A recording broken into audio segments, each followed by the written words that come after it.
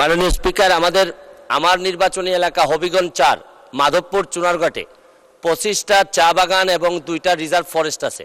আমার জানা মতে এক উপজেলায় এত সম্পদ পর্যটনের জন্য আর কোথাও আছে কিনা আমার জানা নাই।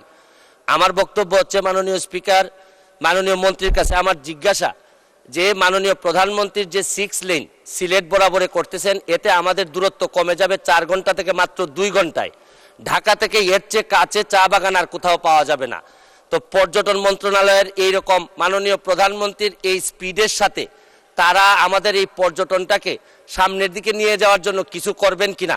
আমি যাকে হারিয়ে এই মহান সংসদে আসছি, উনিও মাননীয় প্রধানমন্ত্রী আমাদের পর্যটন প্রতিমন্ত্রী ছিলেন, উনার করার সুযোগ ছিল, উনি করেন নাই বলে হয়তো উনি এই সংসদে এইবার আসতে পারেন না। মাননীয় সদস্য, মাননীয় মন্ত্রী। ধন্যবাদ মাননীয় স্পিকার।